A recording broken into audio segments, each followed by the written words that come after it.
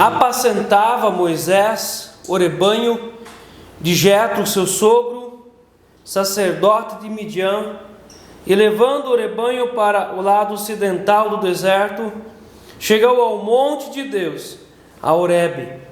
Apareceu-lhe o anjo do Senhor numa chama de fogo no meio de uma sarça.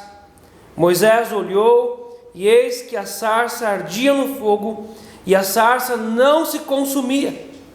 Então disse consigo mesmo: irei para lá e verei essa grande maravilha, porque a sarça não se queima. Vendo o Senhor que ele se voltava para ver Deus no meio da sarça, o chamou e disse: Moisés, Moisés. Ele respondeu: eis-me aqui. Deus continuou: não te chegues para cá, tira as sandálias dos pés, porque o lugar em que estás é terra santa. Disse mais: eu sou o Deus de teu pai, o Deus de Abraão, o Deus de Isaque e o Deus de Jacó. Moisés escondeu o rosto, porque temeu olhar para Deus. Disse ainda o Senhor: certamente vi a aflição do meu povo que está no Egito, e ouvi o seu clamor por causa dos seus exatores. Conheço-lhe o sofrimento. Por isso desci, a fim de livrá-lo das mãos dos egípcios, e para fazê-lo subir daquela terra a uma terra boa e ampla, terra que mana leite e mel, o lugar do cananeu, do heteu, do amoreu, do ferezeu, do heveu e do jebuseu. Pois o clamor dos filhos de Israel chegou até mim, e também vejo a opressão com que os egípcios o estão oprimindo. Vem agora, e eu te enviarei a Faraó, para que tires o meu povo, os filhos de Israel, do Egito. Então disse Moisés a Deus: quem sou eu para ir a Faraó e tirar do Egito os filhos de Israel? Deus lhe respondeu: eu serei contigo, e esse será o sinal de que eu te enviei. Depois de haveres tirado o povo do Egito, servireis a Deus neste monte. Disse Moisés a Deus: eis que quando eu vier aos filhos de Israel, e lhes disser: o Deus de vossos pais me enviou a vós outros, e eles me perguntarem: qual é seu nome? Que lhes direi? Disse Deus a Moisés: eu sou o que sou. Disse mais: assim dirás aos filhos de Israel: eu sou, me enviou a vós outros. Disse Deus ainda mais a Moisés: assim dirás aos filhos de Israel: o Senhor, o Deus de vossos pais, o Deus de Abraão, o Deus de Isaque, o Deus de Jacó, me enviou a vós outros.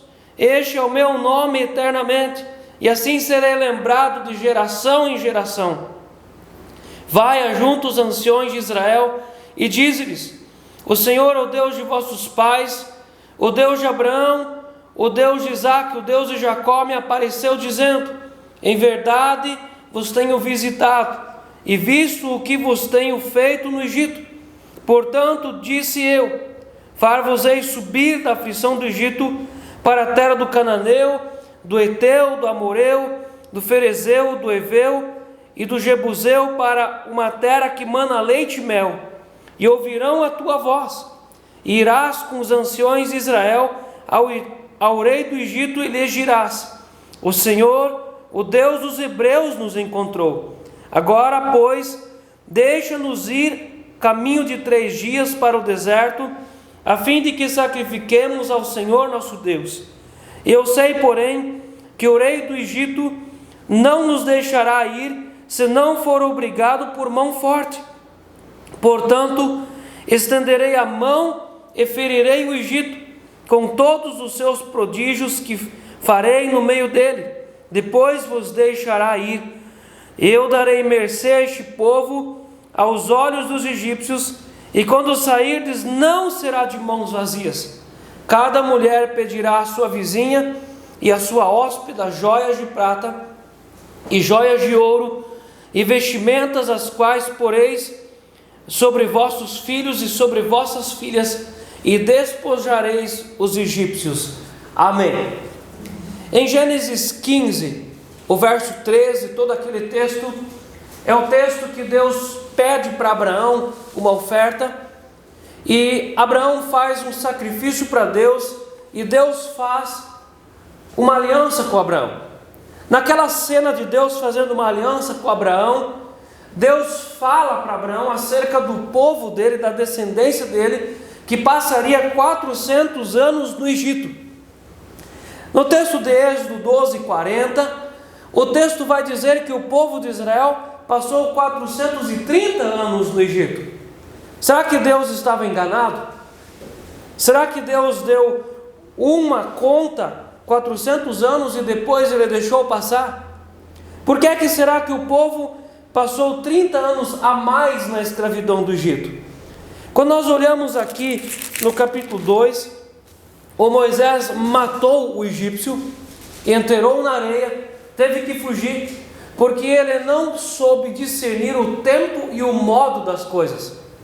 Ele começou a entender que ele de alguma forma seria um libertador, mas ele não discerniu o tempo e o modo, e matou o egípcio, enterrou na areia e teve que fugir.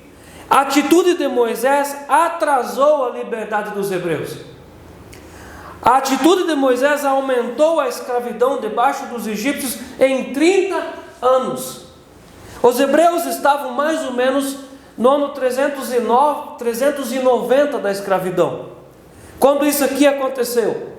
Então eu imagino nos meus cálculos que se o Moisés tivesse ficado obediente com Deus, esperado uma resposta de Deus, ele ficaria mais 10 anos no palácio, comendo o pão do palácio, dormindo bem, esperando Deus derramar o ministério. E Deus sempre é fantástico da forma como Ele faz. Amém? Quando nós obedecemos a Deus e nós fazemos as coisas como Deus quer, naturalmente é leve, porque Ele toma isso, a missão é dele. Se ele tivesse esperado o tempo e o modo de Deus, ele ficaria esperando mais 10 anos, e de uma forma esplêndida e sobrenatural Deus o levantaria e ele tiraria o povo hebreu de dentro do Egito.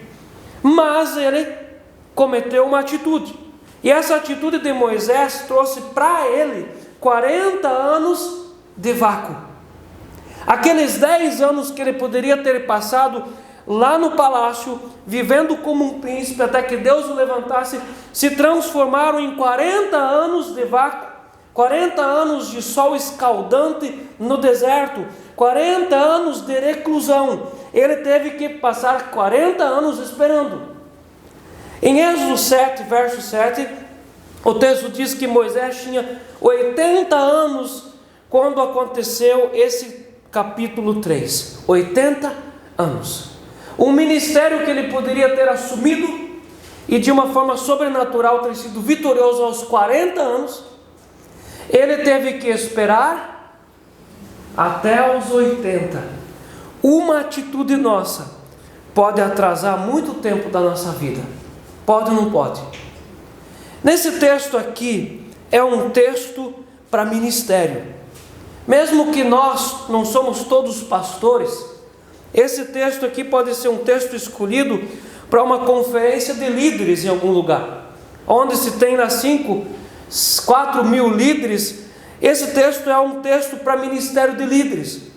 Mas dentro da igreja, qualquer um vai se encaixar então no diaconato ou no presbiterato de alguma outra forma, mas todos dentro da igreja têm uma missão. O corpo de Cristo é vivo e atuante. Todos de alguma forma vão se encaixar em Moisés. Em Gênesis, de alguma forma nós nos encaixamos em Abraão, em Isaac, ou em Jacó, ou em José. De alguma forma nós nos encaixamos até em Judá. E agora o texto nos chama todos nós para nos encaixarmos de duas possibilidades: ou em Moisés, ou no povo hebreu debaixo de escravidão. Que para mim, os dois estão debaixo de escravidão. Ou Moisés é escravo das suas atitudes, e os hebreus são escravos dos ídolos e dos egípcios. Uma atitude errada pode tirar um servo do ministério. Uma atitude. Eu tenho medo disso. Pedro foi restaurado, mas Judas não. Deus tinha previsto o ministério para Moisés aos 40 anos, e pela misericórdia ele foi chamado aos 80, ele correu o risco de ter sido substituído. O texto não diz isso. Isso é uma teologia minha. Mas eu imagino que Deus Pai, Filho e Espírito Santo fizeram uma reunião no céu. E nessa reunião eles discutiram sobre o que nós vamos fazer. Vamos fazer nascer um novo Moisés ou vamos dar uma chance para esse? Eu imagino isso na minha cabeça. Eu imagino o pai pedindo para o filho: meu filho Jesus, o que você acha? Vamos levantar alguém outro ou vamos dar uma chance para o Moisés? O pai pedindo para o Espírito Santo: vamos levantar outro, fazer nascer outro, vamos colocar um outro num cesto de betume, vamos começar de novo, vamos dar uma chance. Se eu fosse Jesus, eu diria para o pai: vamos ver a atitude dele daqui para frente, pode ser que a gente restaure. Eu acredito que aconteceu isso, mas isso não está escrito, é uma coisa da minha imaginação. Ele poderia ter sido substituído, irmãos, mas Deus não o substituiu, por uma graça, e foi por graça que ele teve outra chance, e muitos não são mais chamados de volta. É incrível isso, mas isso é bíblico, muitos não são chamados de volta. E você percebeu que as nossas atitudes tolas atrasam a nossa vida e prejudicam todos ao nosso redor?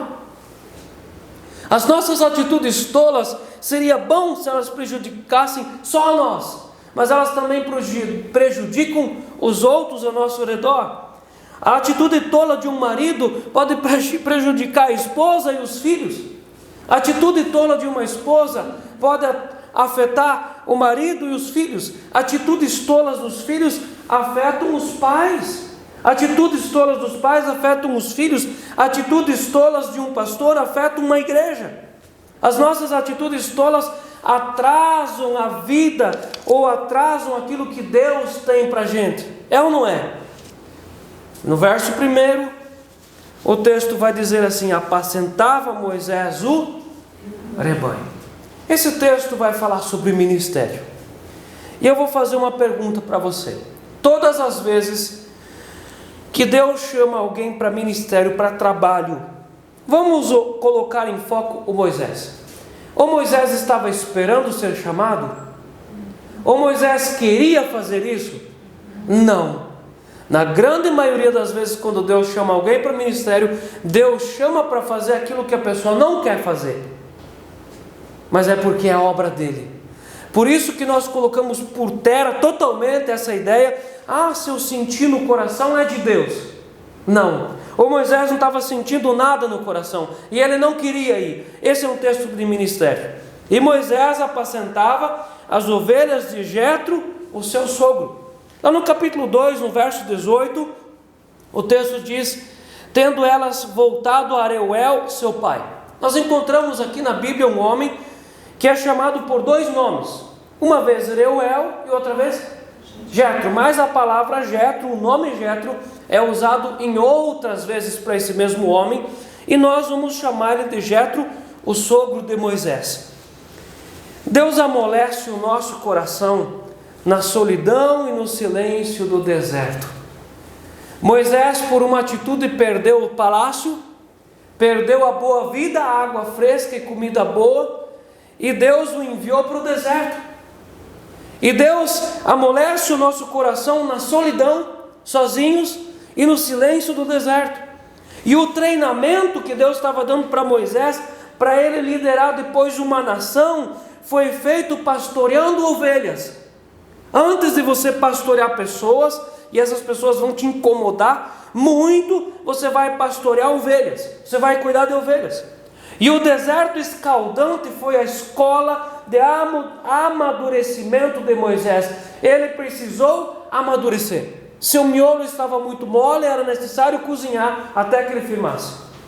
E o deserto é a escola de amadurecimento.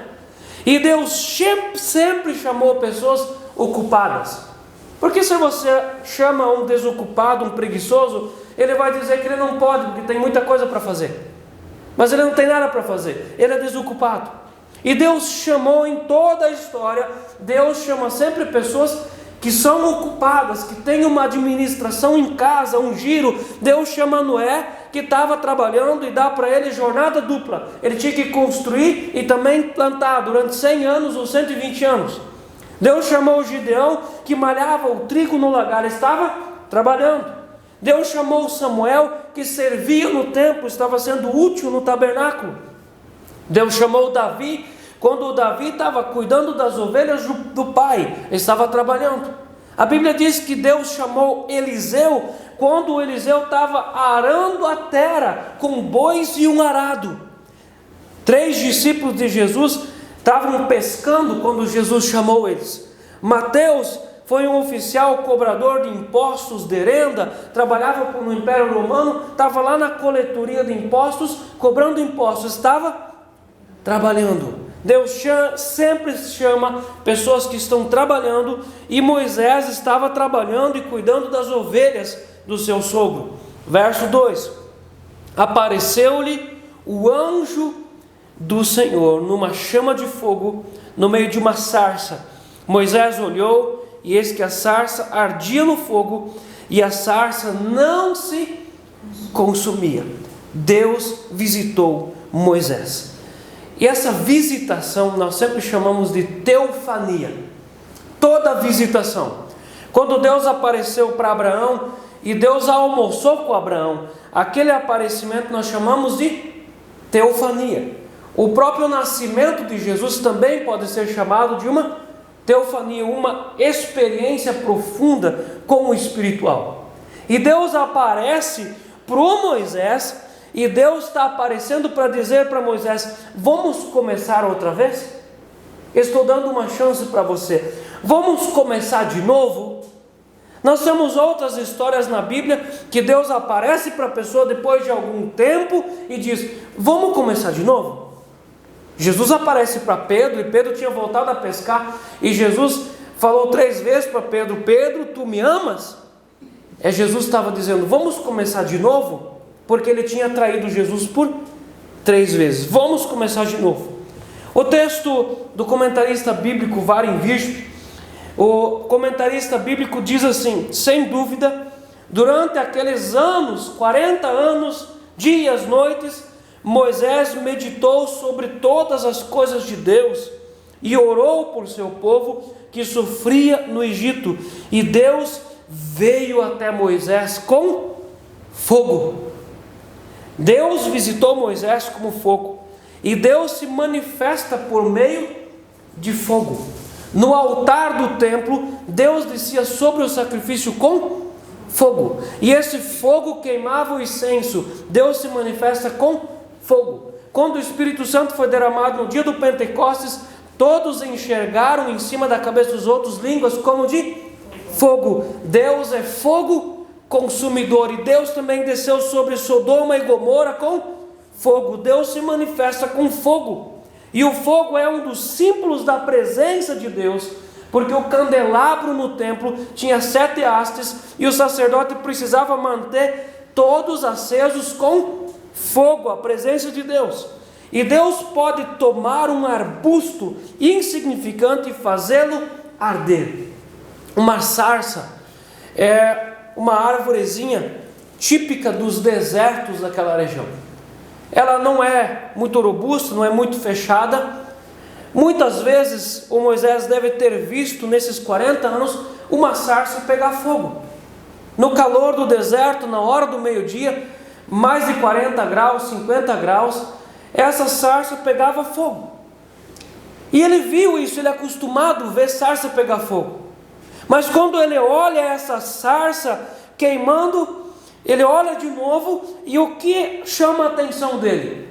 E a sarça não se consumia. De repente ele esfregou os olhos: será que eu estou enxergando direito? E a sarça não se consumia. E no verso 3, então disse consigo mesmo: irei para lá e verei essa grande maravilha, porque a sarça não se queima. E Deus se manifestou por meio do fogo numa sarça ardente. Verso 4: vendo o Senhor que ele se voltava para ver Deus no meio da sarça, o chamou e disse: Moisés, Moisés. Ele respondeu: eis-me aqui. Por que uma sarça? Essa sarça, ela significa pelo menos duas coisas aqui. A sarça, uma árvore, madeira, e fogo nela queimando a presença de Deus. Primeira imagem é a imagem do povo de Israel como nação. A luz de Deus, o fogo de Deus para o mundo, e Israel sempre foi perseguido e não consumido. Essa mesma história nós vamos repetir no povo de Deus, no cristianismo: perseguidos, mas não destruídos, perseguidos, mas não destruídos. É uma sarça que queima e não se consome. A segunda figura que essa sarça queimando significa é o retrato do próprio Moisés. Frágil, mas Deus era fogo que lhe dava poder. Depois nós vamos ver que o Moisés tem uma liderança forte. Mas ele era forte? Não. Quem era forte nele? O fogo de Deus que ardia. Tanto que as pessoas pediam para Moisés colocar um véu, porque elas não conseguiam olhar para o rosto dele, e eles não conseguiam ver a presença de Deus machucava eles. Então colocam um véu, mas era o fogo que ardia. Essa sarça também significa o Moisés. E quando Deus fala com ele no verso 4, ele se aproxima. Você consegue perceber que foi Deus quem atraiu Moisés? Foi Deus quem chamou Abraão, foi Deus quem elegeu Isaac, foi Deus que colocou a aliança sobre Jacó. Deus levantou Moisés. Deus tem a iniciativa, e a iniciativa sempre partiu de Deus aos homens. Foi Deus que deu o seu Filho para a salvação dos homens. A iniciativa sempre vai partir de Deus, porque não é nós que escolhemos Deus, foi Deus que nos escolheu. Deus atraiu Moisés. E como Deus falou com Moisés? Moisés, vamos falar junto? Moisés. Depois nós vemos que Jesus, na casa de Maria e Lázaro, diz: Marta, Marta. Depois Jesus aparece para um homem no caminho de Damasco e diz: Saulo, Saulo. Deus aparece na madrugada para um jovenzinho no templo e diz: Samuel, Samuel. E Deus também diz: Moisés, Moisés. Moisés, Moisés. E qual que foi a resposta do Moisés? Ele respondeu: eis-me aqui. Essa resposta do eis-me aqui é uma resposta clássica de alguém que estava esperando por uma resposta. Alguém que de repente estava há 40 anos clamando, sufocado: se Deus falasse pelo menos uma vez comigo, se Deus me aparecesse pelo menos uma vez, se Deus pelo menos desse uma palavra para mim. 40 anos sufocado, com sede, com o coração seco, e quando Deus aparece para ele e diz: Moisés, Moisés, a resposta é imediata: eis-me aqui, eu estou aqui. Porque é o fogo, mas ao mesmo tempo o fogo também mata a sede do coração. Eis-me aqui. E o que Deus fala para ele? Verso 5, Deus continuou: não te chegues para cá, tira as sandálias dos pés, porque o lugar em que estás é terra santa. Em todo o mundo árabe há esse costume: as pessoas vão na sinagoga ou vão numa mesquita, elas tiram a sandália. É um capricho por causa da solenidade. Nós não fazemos isso. Essa solenidade não deve estar em tirar os calçados, mas de colocar no coração. É solenidade, é um momento muito sério. Eclesiastes 5 diz: quando você entra na casa do Senhor, que sejam poucas as tuas palavras e você realmente se quebrante. Era um momento solene, muito importante. Então se achega ao Senhor com santidade, tira as sandálias. Verso 6, disse mais: eu sou o Deus de teu pai, o Deus de Abraão, o Deus de Isaac, o Deus de Jacó. Deus estava se apresentando. E quem era esse Deus? Era um Deus egípcio? Era um Deus cananeu? Era um Deus dos jebuseus? Era um Deus dos amoreus ou dos fariseus? Não, eu sou o Deus de Abraão, de Isaac e de Jacó. Esse é o Deus verdadeiro. Eu sou o Deus de Abraão, de Isaac e de Jacó. Segunda parte do verso 6, Moisés escondeu o rosto porque temeu olhar para Deus. Sabe o que é isso? é consciência da presença e consciência da santidade e da pureza de Deus. Na visão que o Isaías teve no dia do seu chamado, ele viu um anjo com 3 pares de asas, e com 2 ele fechava os olhos para não olhar na presença de Deus, com 2 ele tapava os pés por causa da santidade de Deus. Até os anjos fazem isso, e o temor entrou no coração de Moisés, e ele não conseguiu olhar para o rosto de Deus, porque ele entendeu, ele teve consciência da presença e da santidade do Senhor.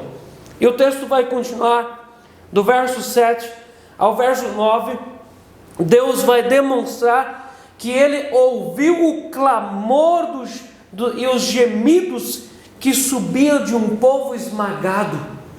O povo estava debaixo de terrível escravidão.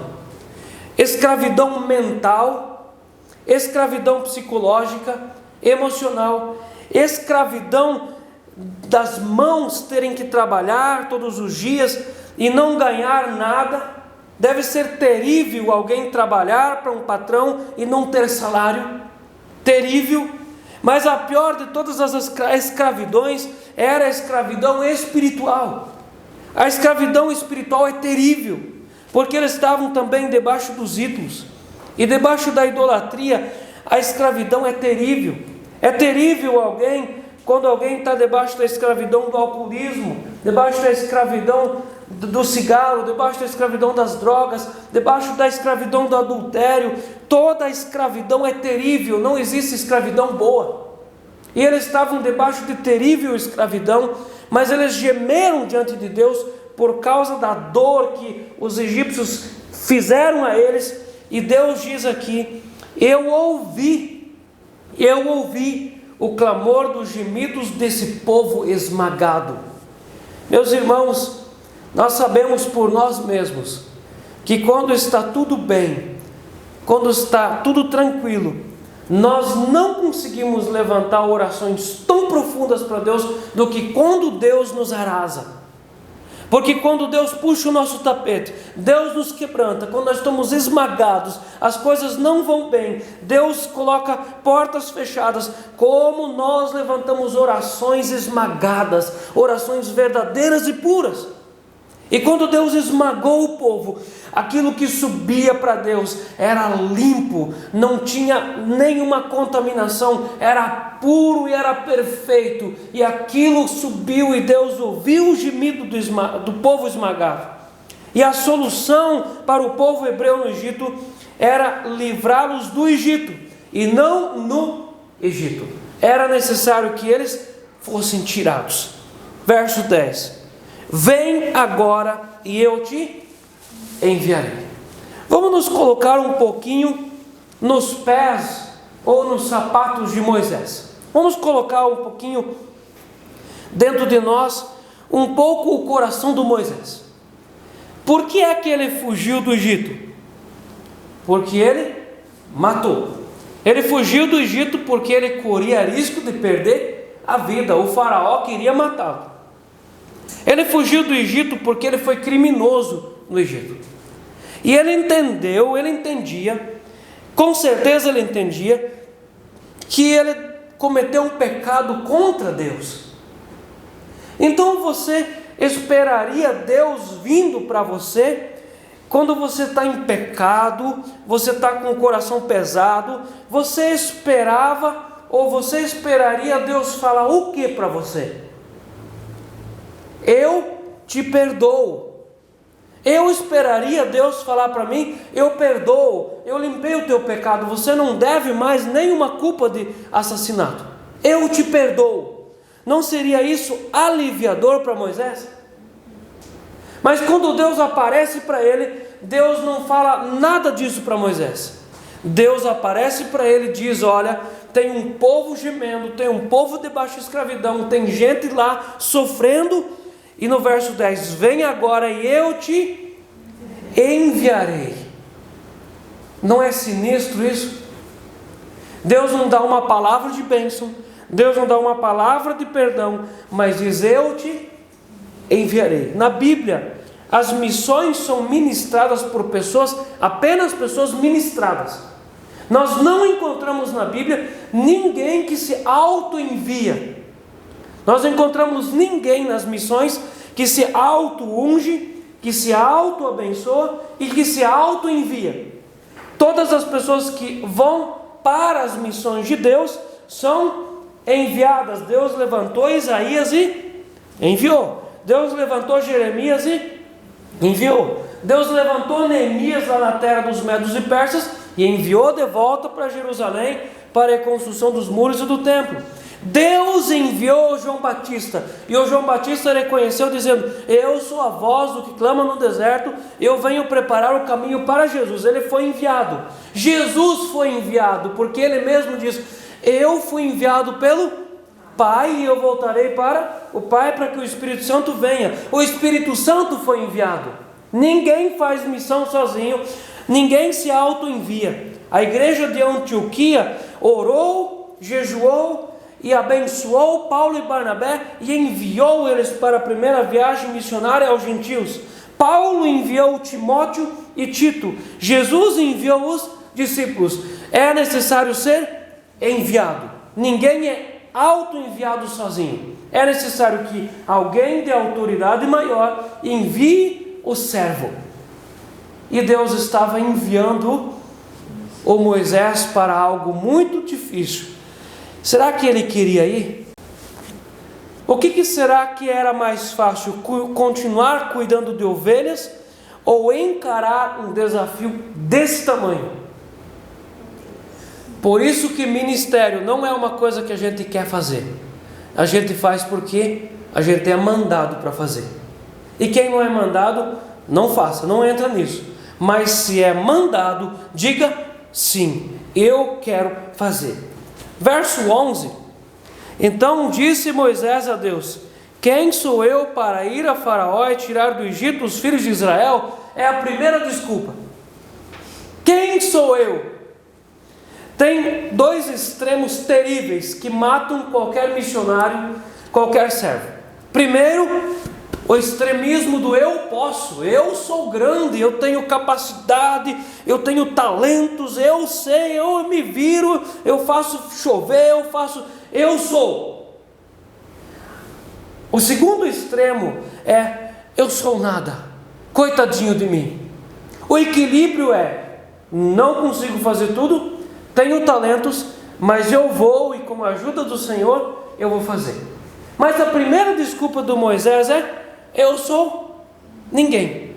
Eu não tenho nem ovelha, nem esse deserto não é meu, eu não tenho nada, eu sou ninguém. Essa não é uma desculpa para Deus, porque Deus comprou a sua coragem e disse: Deus lhe respondeu: eu serei contigo, e esse será o sinal de que eu te enviei. Depois de haveres tirado o povo do Egito, servireis a Deus neste monte. E o texto lá no verso 1 começa dizendo que o Moisés estava em Horebe, no monte Horebe. 13. Disse Moisés a Deus, aqui vem a segunda desculpa: eis que quando eu vier aos filhos de Israel, eles disseram: o Deus de vossos pais me enviou a vós outros. E eles me perguntarem: qual é o teu nome? O que eu digo para eles? Que nome que Deus tem? Como é que é o nome desse Deus? A segunda desculpa do Moisés, a segunda preocupação dele era: ninguém vai crer em mim, ninguém vai acreditar em mim. E eu confesso que eu teria a mesma preocupação: ninguém vai acreditar. E essa é uma das preocupações de um missionário: quem vai crer que eu sou enviado pelo Deus verdadeiro? Quem vai crer? E Moisés tinha uma preocupação legítima, mas para Deus não colou essa desculpa. Deus continuou. Verso 14: disse Deus a Moisés: eu sou o que sou. Eu sou o que sou. Como que Deus vai explicar-se a si mesmo? Tem como nós explicarmos Deus? Não. Então, como Deus vai explicar-se a si mesmo? Ele tem Ele pode fazer isso, ele consegue fazer isso, ele consegue se definir. Mas como que o Moisés ia entender se nós não entendemos a definição completa de Deus? O que o Moisés ia ouvir? E Deus disse mais: assim dirás aos filhos de Israel: eu sou, me enviou a vós outros. Eu sou o que sou. Vamos falar junto? Eu sou o que sou. Que Deus que é esse? No hebraico é Yah. Eu sou o que sou significa Yah. Essa mesma palavra no hebraico é Yahvé. Yahvé significa eu sou aquele que é, que era e sempre será. Eu sou o Yahvé, eu sou o Yah. Você diz apenas isso para eles, que o grande Yahvé te enviou. Quando nós olhamos para o ministério de Jesus, ele é filho de quem? Do Yahvé, do Yahá. E Jesus em João diz: eu e o Pai, eu e o Yahvé somos um. Então Jesus também é Yahvé.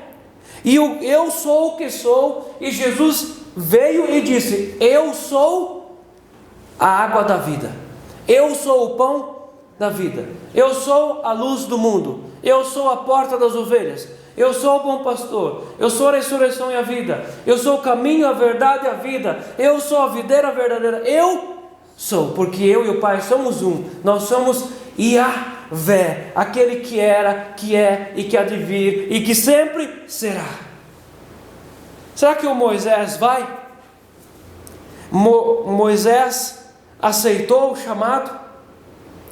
Um ministério que vem de Deus não pode ser recusado. Tem um grande pastor que diz que ministério é algemas invisíveis. Se vai. Mas nós conseguimos entender que ministério aqui para o Moisés é algo que ele não escolheu para ele,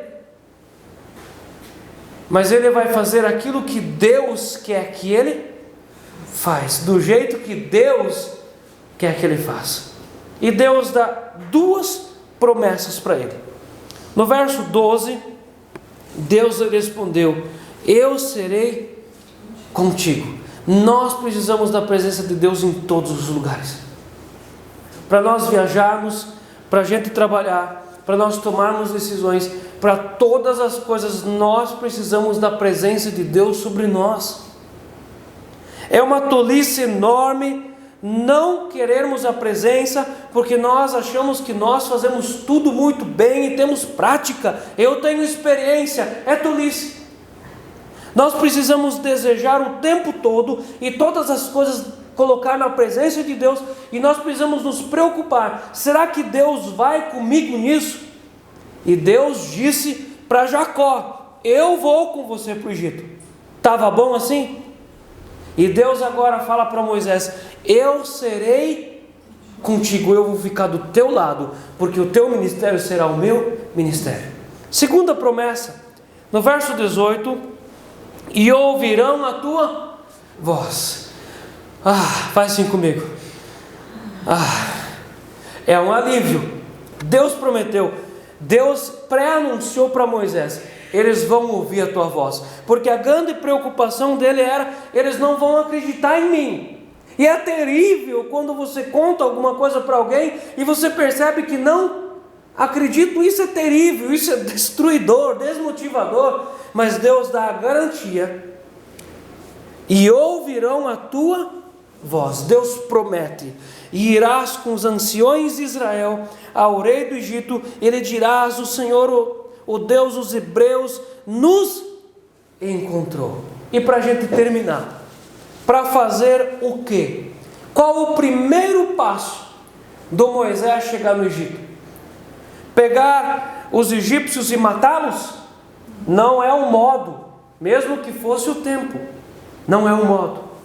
Ajuntar, fazer um motim e à meia-noite fugir do Egito, enquanto que os egípcios estavam dormindo? Não. Deus fala para ele: a primeira coisa que você vai fazer é, a segunda parte do 18: agora, pois, deixa-nos ir caminho de 3 dias para o deserto, a fim de que sacrifiquemos ao Senhor nosso Deus. Os hebreus no Egito enfrentavam vários tipos de escravidão: escravidão mental, psicológica, emocional, braçal, mas a pior delas era a espiritual. E a libertação de uma pessoa de todas as escravidões começa pela libertação espiritual. Quando Deus perdoa os pecados, quando Jesus tira as cargas, quando Jesus coloca sobre a pessoa uma carga leve, o que começa a mudar a vida de uma pessoa é a libertação espiritual. E Moisés deveria levá-los a um lugar de adoração. Depois Jesus vem e diz que ele levaria todos para quem? Para o Pai. O trabalho do Espírito Santo é levar toda a igreja para Jesus, que é a noiva. O trabalho dos sacerdotes no templo de Jerusalém era levar todos aos pés do Senhor. O trabalho de todo pastor, mestre, profeta no trabalho do cristianismo é levar todos para Jesus. O trabalho do Moisés, o primeiro era: você vai levar todos a um altar de sacrifício, porque a libertação começa quando o povo se encontra com Deus. O caminho para fora da escravidão é a adoração, e o caminho da liberdade é conhecer ao Senhor. Moisés tinha escolhido esse projeto de ministério para ele? Ele tinha esperança de ministério? Não. Nem sempre nós vamos ouvir de Deus o que nós queremos ouvir. Mas quando Deus fala comigo, nem que seja o que nós não queremos ouvir, é precioso, porque é Ele falando. Amém. Amém. Hoje nós encerramos aqui esse capítulo 3, para a gente continuar no próximo culto, capítulo 4. Ouça a voz do Senhor. Amém. Em nome de Jesus. Papai querido, eu te agradeço, Senhor meu Deus, por essa palavra que o Senhor tem colocado sobre nós nessa noite, porque o Senhor é o grande eu sou, o que é, o que era, o que há de vir, o que sempre será, não muda, é eterno. Obrigado, Senhor. Eu creio, nós conseguimos crer, Pai, que o Senhor não mudou, que o Senhor é o mesmo, e que a Tua graça sendo derramada sobre Moisés é a mesma graça sendo derramada em Cristo, é a mesma graça sendo derramada sobre nós, dia após dia, em nome de Jesus. Amém. Amém. Amém.